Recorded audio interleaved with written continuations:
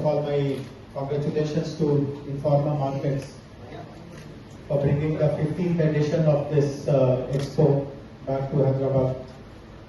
And I'm very happy to hear that the exhibition is extremely well patronized. Mr. Yogesh mentioned that 600 plus exhibitors are here, lots of new designs are getting kind of showcased. There are awards at the end of the day to recognize and honor and motivate, particularly the young generation designers and traders. I'm also happy that the Indonesian government has brought a delegation. They have set a stall here. Warm welcome to all of you to Hyderabad. They had begun well, they had set up their own units, they had identified 3-4 others who had come into that path. Some number of jobs were created. In fact, I was very appreciative of the fact that they had employed lots of people with disabilities to work in their processing unit.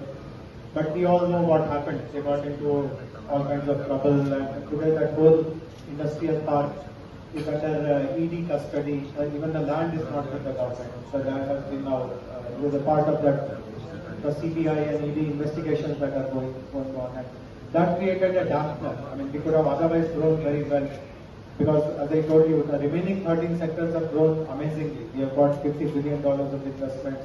Our reputation of a government which makes everything simple and easy for doing business. We rank number 1 on EODB. If we have done away with the system of approvals, permissions, you can start your activities right on day one by giving a self-certificate. All these things stand in our favor. But because of the kind of this negativity which has surrounded the existing gems and jewelry park, we kind of got this pushback. But as I mentioned, we have started our efforts in the last couple of years. We have been able to convince 3 players to start their manufacturing, and one of the players is even putting a refinery here. I don't know whether they are in this hall or not, but they are someone whom everyone knows. The company is called Malabar Gold. They have invested big time in Agarwal. They could have gone anywhere in the country, but they realized that whatever has happened in the past is past. The government is looking at this sector with fresh views. They want to encourage manufacturing in this sector. And after due diligence, they evaluated, I think, 5-6 other locations also. And then they felt that this place offers the best opportunity for them. And I mentioned a while ago that in Telangana, there is no need to take any approval or permission to construct your factory building. In other states, you have to run around, you have to apply to this department, that department. We have removed all those procedures. You give a self-certificate, and the same day you can start this. In a few months, they will call us to inaugurate that system. The other 2 companies also, which are setting their refineries, they are also working at a very brisk pace. So we have created a smaller cluster now, because the Gems and Jewelry Park, which is now under dispute, was a larger cluster, which unfortunately, for the present, it is not with us. I told you that it is now seized by the investigative agencies, and therefore we were not sure how the response of the industry will be. So we have started a smaller cluster, again at a place which is not very far from the airport. This is a place called Maheshwaram, where we have given plots to the other 2 companies and to Malabar Gold. And to all of them, the government has given a very attractive package of incentives.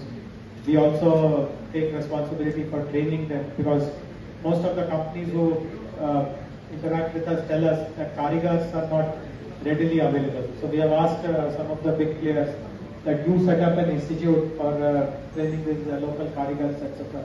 And we will and the government. We also have a couple of locations within Telangana where not very high quality, not very sophisticated kind of jewelry which is practiced, but there are 2 smaller clusters. One is in a place called Narayanpet, where people have been traditionally making simple pieces of jewelry for many years. And I have been to Narayanpet personally. I have told the association there, the Jewelers Association, that when big players come to Hyderabad, you can also equip yourself to do job work for them. And we can facilitate this kind of a tie-up. So that is again something which we are prepared to do. And similarly in Karimnagar, again, another town close to Hyderabad, there is a tradition of doing what is called silver filigree. Some of you may have seen, we give typically when very important guests come to our state, we give this memento to them, typically a silver peacock or something. It is a very fine piece of art. But the skill sets which a jeweler like you requires and what these filigree people do, they are more or less the same. So I've kind of alerted them also that if we try to grow the gem and jewelry industry in this state, some of the training, some of the skill sets that you have may also be replicable and applicable here.